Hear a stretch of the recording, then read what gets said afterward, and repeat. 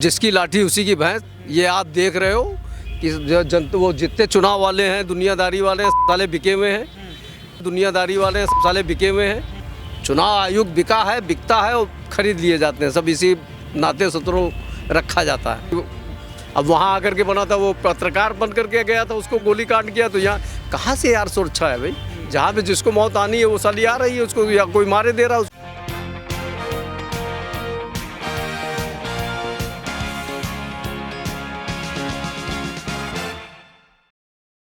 ब्रजभूषण शरण सिंह की गिरफ्तारी अभी तक नहीं हुई है। एक तरफ जो महिला खिलाड़ी हैं वो अपनी अपनी जो है सरकारी नौकरी करने के लिए वापस लौट गए हैं। हालांकि खिलाड़ियों ने ये बात कह दी है कि आंदोलन खत्म नहीं हुआ है, प्रोटेस्ट खत्म नहीं हुआ है।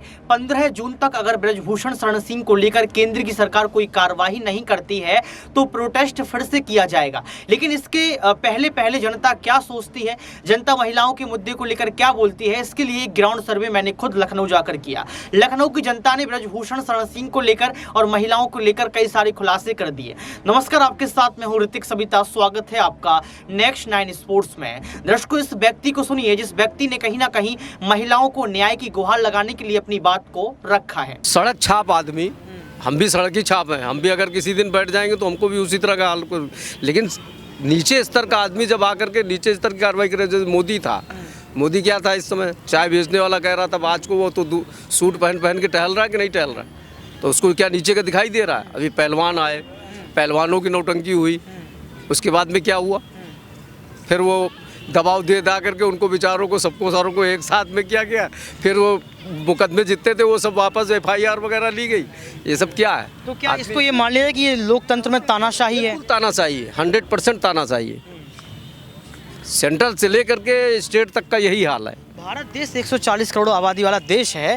तानाशाही अगर बढ़ रही है तो इससे निजात कैसे मिलेगा? क्योंकि यहाँ पर अगर युवाओं की बात कर लो तो युवा भी जो है दर्द में है, सैनिक की बात कर लो वो भी दर्द में है, आपने पहलवान खिलाड़ियों का जिक्र किया वो भी दर्द में है। तो ये दर्द कैसे मिटेगा और तानाशाही कैसे खत्म होगी अगर आपको लगती है तो? भैया, तानाशाही जब ही खत्म होगी जब अंदर आदमी आंदोलन का वो कैसे शुरुआत हुई थी, आज़ादी कैसे मिली थी? जब एक दूसरे के सब लोग मिल करके सब लोग कार्रवाई हुए थे, जब एक दूसरे जागृति हुई थी तभी तो हुई थी।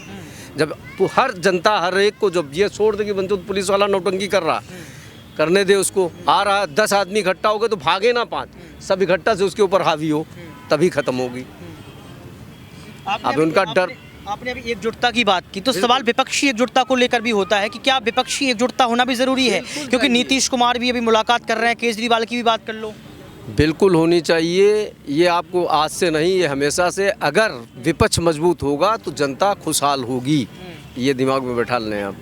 24 को कैसे देखते हैं? 24 का चुनाव भी नज़दीक है और यहाँ पर उत्तर प्रदेश की जो 80 लोकसभा सीटें हैं उनको लेकर भी जो है यहाँ पर इतना शब्द बस समझ लो शॉर्टकट में कि जिसकी लाठी उसी की भैंस। ये आप देख रहे हो कि वो जितने चुनाव वाले हैं, दुनियादारी वाले हैं, सब साले बिके हुए हैं। चुनाव आयोग भी बिक जाता है, EVM TVM। अभी हाल में भी कौन सा नगर निगम वाला, ये इसका सभासद वाला, पार्षद वाला हुआ, तो बाहर जीतते हुए उससे बैलेट से तो कहे कि वो लोग जीते, और यहाँ EVM वाली चली तो सारे एक तरफा कार्रवाई क्यों? EVM में गड़बड़ी है, सच्चाई है, सब चिप के जरिए हर काम हो रहा है। बिल्कुल 100% है। ये चुनाव आयोग बिका है, बिकता है और खरीद लिए जाते हैं। सब इसी नाते सत्रों रखा जाता है। तो अगर सब बिक जाएंगे तो देश तो फिर किन के हाथों में देंगे? देश पहले जैसे गुलाम हो गया था वैसे अभी भी गुलाम हो रहा। अभी कल को अगर ये चले जाएंगे तो ये सब जितना 100 लाख रुपए का जो कर्जा ले रखा है इन्होंने, तो ये किसके ऊपर बढ़ रहे हैं? लेकिन बीजेपी कहती है कि हमारे आने से तो काम अच्छे हुए हैं, कानून व्यवस्था अच्छी हुई है। 100 लाख का आपको लेने की क्या जरूरत पड़ी? कर रहा अमित शाह एक बयान देते हैं कि उत्तर प्रदेश में रात को 12 बजे कोई स्कूटी से लड़की निकल जाए वो सुरक्षित है। अरे तो भाई मेरे ये बताओ, अभी कल का भी कांड हुआ है कोर्ट के अंदर, अभी हादसा हुआ है। वो तो चलो है, अभी गोली अंदर वाल बताओ सामने बैठा हुआ है। एक मिनट, क्या कुछ कह रहे हैं? क्या कह रहे हो? कल यहाँ कोर्ट में गोली चली है। कल हम ड्राइवर हैं, गाड़ी चलाते हैं, मतलब हम प्राइवेट गाड़ी के ड्राइवर हैं।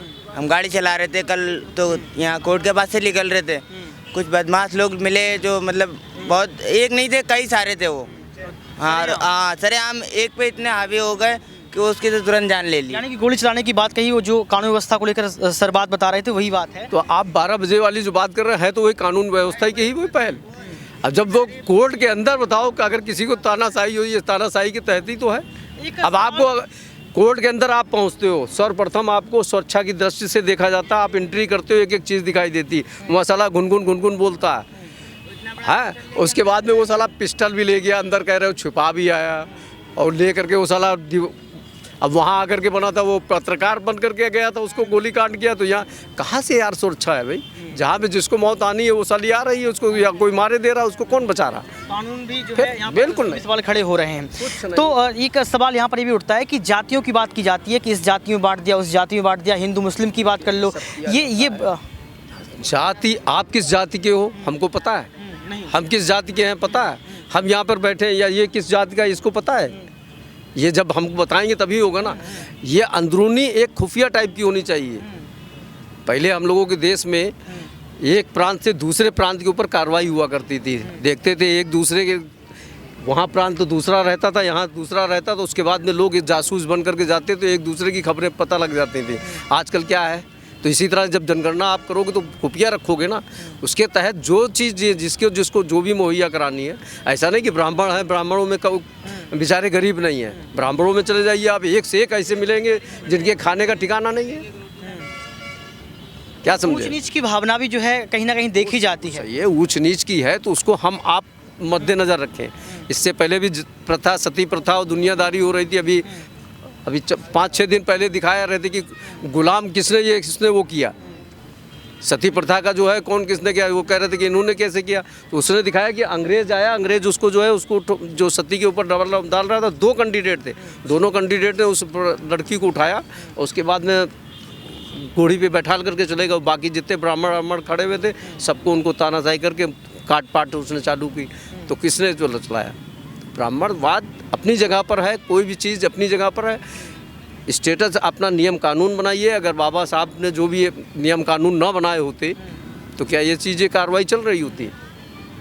तोड़ मरोड़ना हर एक का बहुत आसान है।